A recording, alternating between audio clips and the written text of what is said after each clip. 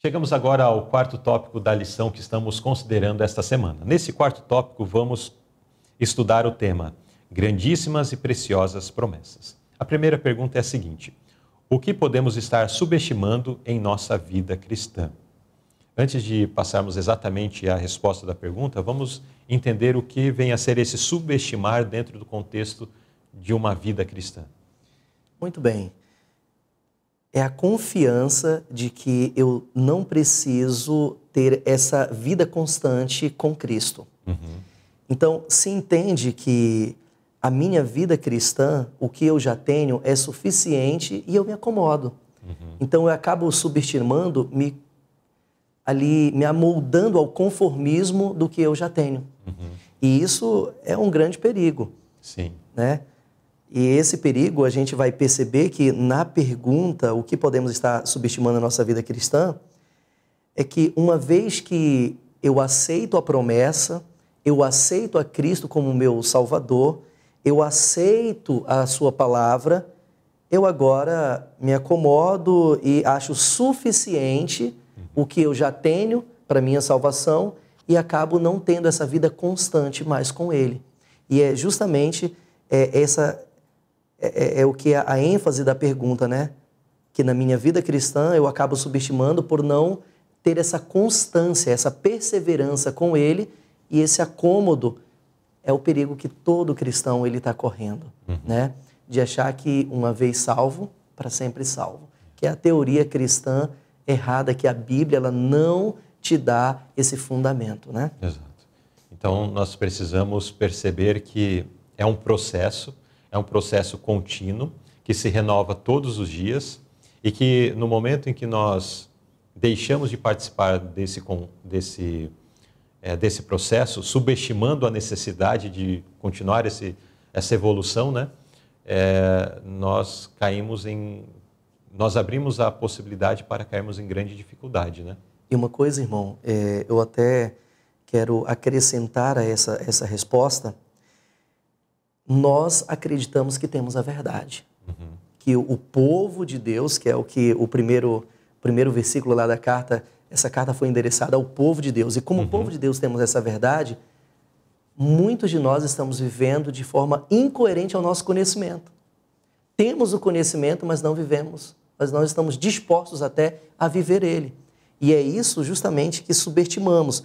Achamos que somos tão merecedores, mas não temos uma vida coerente ao nosso conhecimento. Exato. A nota destaca no segundo parágrafo que nós precisamos ter em nossa vida, trazer para a nossa vida, o trazer aqui nós permitirmos, né? Não no sentido de que tenhamos força para realizar, mas permitir que em nossa vida exista a participação da natureza divina. Veja só, quando estamos firmes ou firmemente ancorados em Cristo, temos um poder que nenhum ser humano pode tirar de nós. Por quê? Porque somos participantes da natureza divina, tendo escapado da corrupção pela concupiscência há no mundo. Isso nos torna participantes da natureza daquele que veio a esta terra revestido com trajes humanos para que pudesse liderar a raça humana e desenvolver um caráter sem mancha ou nódoa de pecado. Então, é aquilo que o irmão Paulo está mencionando. Achamos que alguns passos que já demos nesta caminhada já é suficiente. Já é suficiente para prosseguirmos até o fim. Mas o que Deus tem traçado para nós como objetivo de nosso desenvolvimento, para nosso crescimento, é algo muito mais amplo, algo muito maior. Chega até o ponto de nós de termos em nossa vida aplicado a natureza divina. E com essa natureza divina, não que nos tornaremos um pouquinho deuses, né? Mas é porque Cristo habita em nós e Cristo é Deus e então através da natureza divina, da natureza de Cristo aplicada em nós, nós agora somos fortalecidos contra o mal, nessa batalha contra o reino das trevas. E é por isso que no final faz menção do desenvolvimento de um caráter sem mancha ou nódoa. Cristo teve esse caráter por toda a sua vida. E para nós é um processo onde temos uma vida em pecado, mas através da assimilação da natureza divina em nós, através dessa parceria humano e divino, então nós somos libertados das prisões de Satanás, somos libertados desses pecados e vamos seguindo nessa jornada de santificação. Nada mais é do que o processo da santificação que tanto falamos, mas aqui nós comentando um pouquinho como é o plano de fundo disso, né? Como acontece. A natureza de Cristo habitando em nós, removendo esses pecados, removendo inclusive tendências ao mal e nos proporcionando uma vida de vitória. Uma pergunta dá aqui ênfase na palavra subestimar. Eu até vejo que é plano de Satanás fazer com que eu esteja conformado com o conhecimento que tenho, a ponto de me sentir privilegiado e merecedor. E que agora eu subestimo que a minha vida cristã é suficiente e merecedora da salvação. Não que a salvação não foi ganha, ela foi ganha. Agora eu corro o risco, quando eu subestimo, de perder a salvação. Muito bem. Vamos à pergunta B. Que mudança ocorre em nós quando compreendemos de fato essas promessas? Então, vimos na pergunta anterior que existem promessas reservadas àqueles que se submetem ao processo do conhecimento, dessa vida dedicada a Deus, desta parte do receber a natureza divina em si. Então, existe essas promessas preciosas e maravilhosas. Agora, o que acontece quando nós compreendemos de fato essas promessas? O que significa compreender de fato essa promessa? É o apreço real por essa promessa. Não basta apenas compreender. Compreender, eu leio a sua palavra, entendo o que ela está dizendo, eu interpreto de forma certa, mas eu não tenho apreço por isso. Não é isso que eu quero. Então, quando a pergunta ela traz o de fato, dando esse ênfase, é justamente o que eu estou disposto a me apossar dessas promessas, né? E a promessa mais marcante aqui é a conversão. É o que Deus está disposto a nos dar, a nos transformar, a nos dar a oportunidade de ter uma vida com Ele.